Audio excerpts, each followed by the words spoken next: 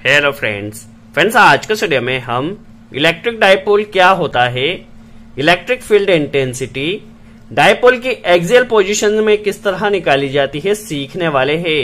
आज के वीडियो में हम इलेक्ट्रिक फील्ड इंटेंसिटी डाइपोल की एक्सियल पोजीशंस पे किस तरह निकाली जाएगी, इसे डिफाइन किस तरह किया जाएगा, एग्जामिनेशन में हमें किस तरह लिखना होगा, सब कुछ काफी आसान तरह से सीखने वाले। तो वीडियो को लास्ट तक जरूर वॉच कीजिए।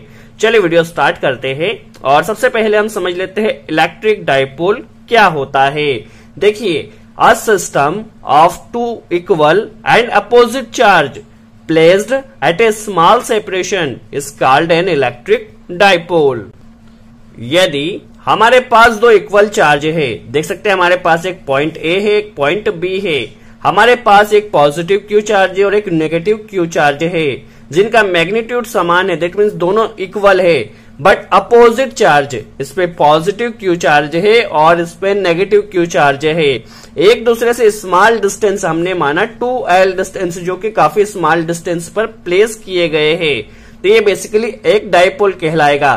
दैट मीन्स जिन चार्ज का मैग्नीट्यूड सेम हो बट उनमें जो डायरेक्शन हो या चार्ज की जो अपोजिट चार्ज हो और एक दूसरे से स्मॉल डिस्टेंस पर प्लेस किए गए हो, तो ये बेसिकली एक डाइपोल कहलाता है, जो कि काफी सिंपल है। चलिए अब हमारा मेन क्वेश्चन आता है, हमें इलेक्ट्रिक फील्ड इंटेंसिटी निकालना है डाइपोल की एक्सियल पोजीशंस पे। देखिए सपोज हमारे पास ये एक एक्सियल पोजीशन, दैट मीन्स हमने क्या किया, इसकी एक्सिस को आगे बढ़ाया। ठीक है, इसकी एक्सिस को आगे बढ़ाया, इस डाइपोल की एक्सिस पर ही हमारे पास कोई चार्ज हमने यहाँ पे पॉजिटिव पी चार्ज यहाँ पे प्लेस किया, तो यह जो पोजीशंस कहलाती है इसे हम एक्सियल पोजीशन कहते हैं।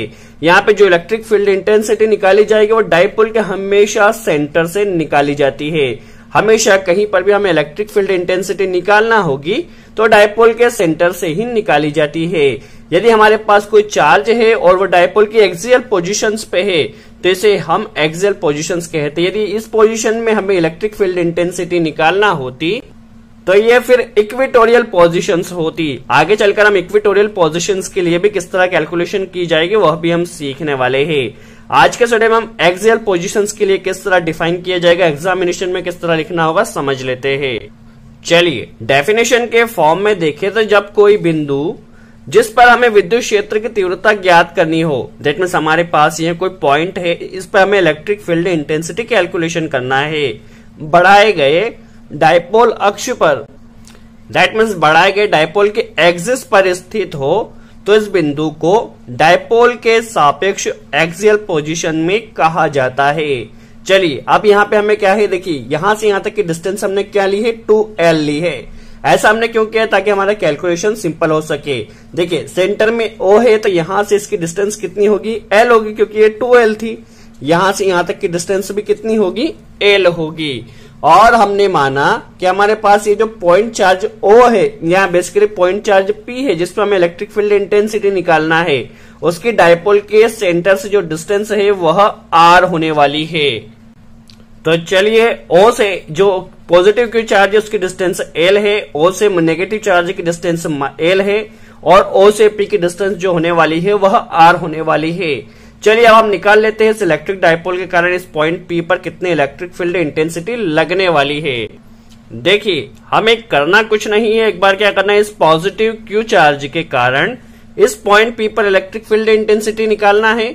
एक बार हमें इस नेगेटिव क्यू चार्ज के कारण P पर इलेक्ट्रिक फील्ड इंटेंसिटी निकालना है, फिर दोनों का रिजल्टेंट लेके उसे सॉल्व कर लेना है। तो किस तरह प्रॉपर लिखा जाएगा, एग्जामिनेशन में हमें किस तरह से लिखना होगा, चलिए हम नोट्स में समझ लेते हैं ताकि हमारे सारे डाउट क्लियर हो सके। चलिए पहले इलेक्ट्रिक डाइपोल की डेफिनेशन देखा जाए तो system of two equal and opposite charge placed at a small separation is called electric dipole. जैसे हमने इलेक्ट्रिक डाइपोल की डेफिनेशन देखी थी। यदि हिंदी में देखा जाए तो यदि दो बराबर और विजातीय आवेश एक दूसरे से बहुत अल्प दूरी पर स्थित हो, दैट मीन्स दोनों बराबर तो है बट इनके जो चार्जेस है वह बेसिकली अपोजिट है, दैट मीन्स विजातीय होने के कारण अल्प दूरी पर स्थित है, तो इस निकाय को वैद्युत द्विध्रुवीय इलेक्ट्रिक डाइपोल कहा जाता है। हमारा मेन क्वेश्चन आता है एक्सियल पोजीशंस। एक्सियल पोजीशंस की डेफिनेशन क्या होगी या एंड ऑन पोजीशन की डेफिनेशन क्या होगी। जब कोई बिंदु जिस पर विद्युत क्षेत्र की तीव्रता ज्ञात करनी हो, बढ़ाए गए द्विध्रुव अक्ष पर स्थित हो, दैट मीन्स इसके अक्ष पर स्थित हो, इसी जो डायपोल के अक्ष पर स्थित हो, तो उसे उस द्विध्रुव के या डायपोल के सापेक्ष अक्षीय स्थिति में कहा जाता है। काफी सिंपल है। अब इसे किस तरह डिफाइन किया जाएगा हम समझ लेते हैं। देखिए, माना हमारे पास AB एक वैद्युत द्विध्रुवीय इलेक्ट्रिक डायपोल है, ठीक है। AB हमारे पास एक डायपोल है जिस पर A पर पॉजिटिव Q चार्ज है और B पर नेगेटिव Q चार्ज से मिलकर बना हुआ है। माना दोनों आवेशों के बीच की जो दूरी है वह 2L होने वाली, जैसे कि हमने देखा था 2L ली है। इस द्विध्रुव के मध्य बिंदु O, इसका सेंटर पॉइंट O से अक्षीय स्थिति में R दूरी पर स्थित एक बिंदु P है, दैट मीन्स इसके एक्सियल पोजीशंस में R डिस्टेंस पर एक बिंदु P है जिस पर इलेक्ट्रिक फील्ड इंटेंसिटी हमें निकालना है। काफी सिंपल है। जिस बिंदु, अब हमें क्या करना है, एक बार इस पॉजिटिव Q चार्ज के कारण इलेक्ट्रिक फील्ड इंटेंसिटी निकालना है, एक बार नेगेटिव Q चार्ज के कारण निकालना है। तो देखिए, बिंदु A पर स्थित पॉजिटिव Q आवेश के कारण बिंदु P पर विद्युत क्षेत्र की तीव्रता निकालना है। काफी सिंपल है। तो हम किसी पॉइंट चार्ज के कारण इलेक्ट्रिक फील्ड इंटेंसिटी का फॉर्मूला यही होता है।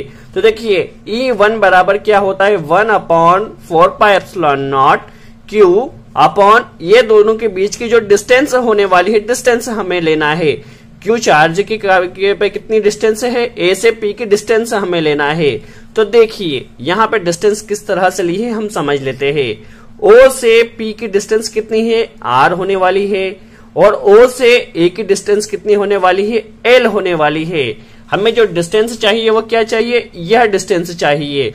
दैट मीन्स इसमें से यदि हम इसको माइनस कर देते तो हमारे पास यह डिस्टेंस आ जाएगी।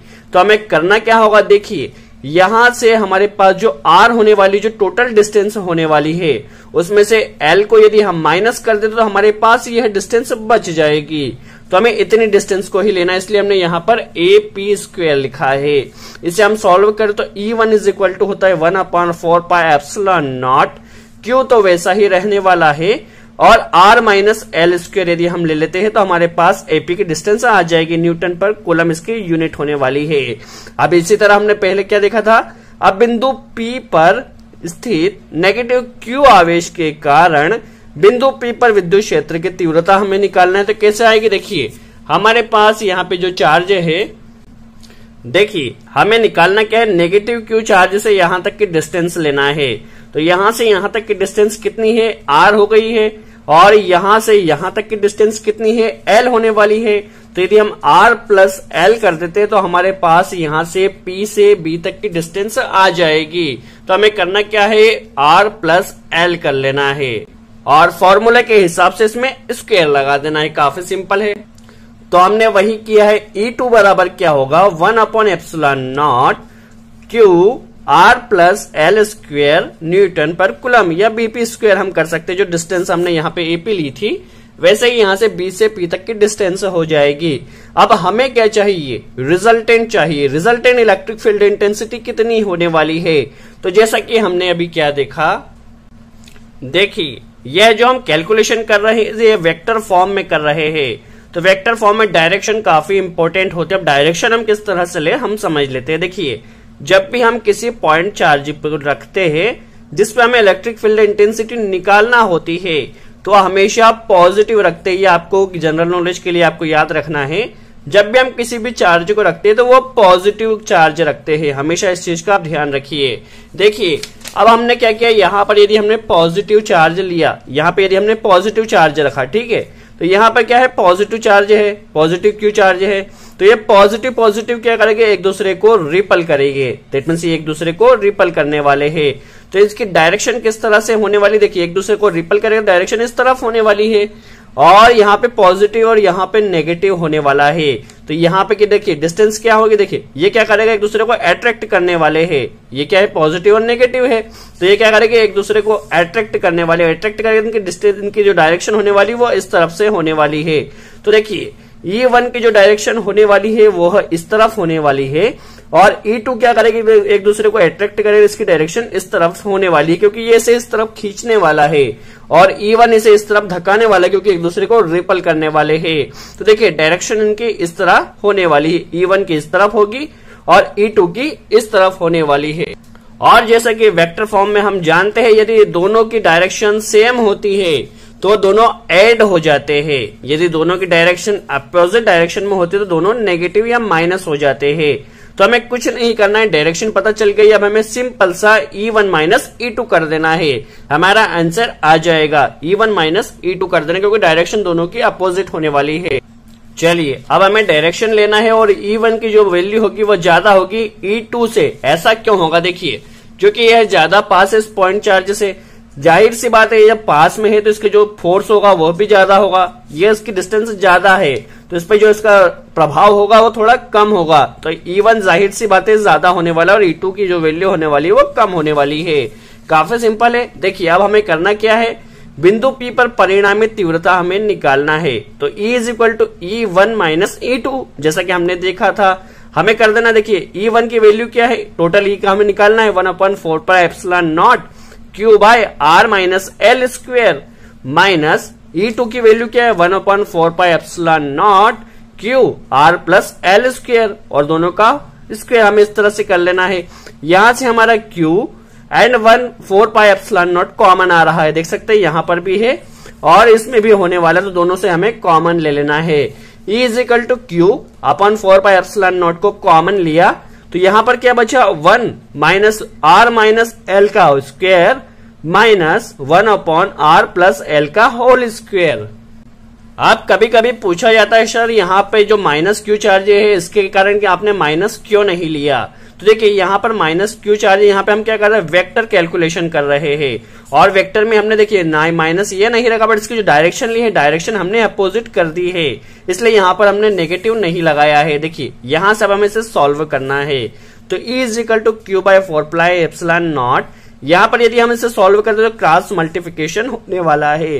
तो देखिए ये यहाँ पर आ जाएगा R plus L square minus R minus L square और नीचे सेम रहने वाला है। इसे हम यदि सॉल्व करते हैं तो E is equal to Q/4 pi epsilon naught same रहने वाला है।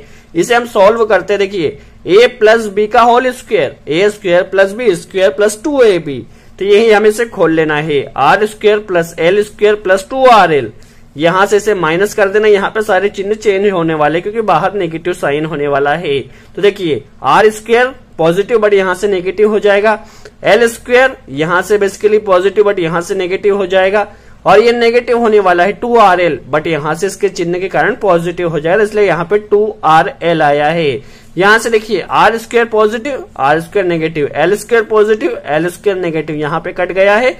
देखिए अब हमें अगली स्टेप क्या होने वाली है, is equal to Q/4 pi epsilon naught same रहने वाला है 2RL 4RL होने वाला है, R square minus L square, ये यहां से बन जाएगा देखिए इस तरह से R square minus L square का होल स्क्वायर हो जाएगा। चलिए यहां से हम यदि 4RL को इस तरह से लिख सकते हैं, देखिए 1/4 पाई एप्सिलॉन नॉट Q को हमने अंदर कर लिया है, 2 इंटू 2 किया, देखिए 4 को 2 इंटू 2 किया, 2QL को हमने पास में रखा और R को अलग रखा। ऐसा क्यों किया?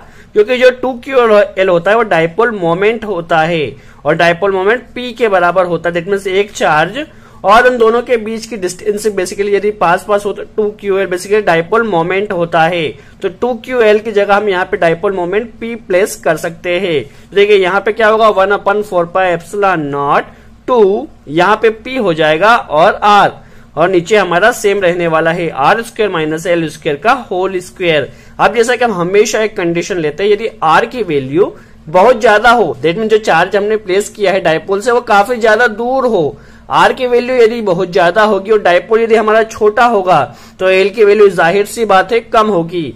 यदि R काफी ज्यादा है और L की वैल्यू छोटी है तो वहां पर हम L को निग्लेक्ट कर सकते हैं। यदि हम L को निग्लेक्ट करते तो हमारा फॉर्मूला क्या बनेगा, is equal to 1/4 pi epsilon naught 2PR, और यहाँ पे हम L को निग्लेक्ट कर दिया है तो R क्या होगा, R square plus R square, यहाँ पे होने वाला है R की पावर 4 होने वाला है। तो देखिए R की पावर 4, यहाँ से हमारा एक R गया, यहाँ से एक R गया, तो यहाँ पे हमारे पास टोटल 3 पावर बचने वाली है। तो क्या होगा, फुल फाइनली फार्मूला होगा is equal to 1/4 pi epsilon naught 2P divide by R की पावर 3। यही हमारा फाइनल फॉर्मूला होता है जो कि एक्सियल पोजीशंस के लिए इलेक्ट्रिक फील्ड इंटेंसिटी होती है। काफी सिंपल है, आपको जस्ट थोड़ी सी कैलकुलेशन करना है और यहाँ पर आपको जस्ट यहाँ पे यदि थोड़ी वैल्यू आपने सेट कर ली तो उस हिसाब से आप काफी आसानी से कैलकुलेशन कर सकते हैं। हमें करना कुछ नहीं, एक बार इस पॉजिटिव चार्ज के कारण इलेक्ट्रिक फील्ड इंटेंसिटी निकालना है, एक बार नेगेटिव चार्ज के कारण इलेक्ट्रिक फील्ड इंटेंसिटी निकालना और दोनों को रिजल्टेंट ले लेना है और थोड़ा सा कैलकुलेशन कर आप काफी आसानी से इसे एग्जामिनेशन में भी लिख सकते हैं। सो आई होप आपको क्लियर हुआ हो electric field intensity axial position में किस तरह से निकाली जाती है। यदि वीडियो अच्छा लगा तो लाइक का बटन जरूर प्रेस करें, कोई डाउट हो तो कमेंट्स में जरूर पूछे, हम पूरी कोशिश करेंगे उसका जवाब दे सके। और आपने हमारे चैनल को सब्सक्राइब नहीं किया तो सब्सक्राइब जरूर कर ले। सो आज के लिए इतना ही।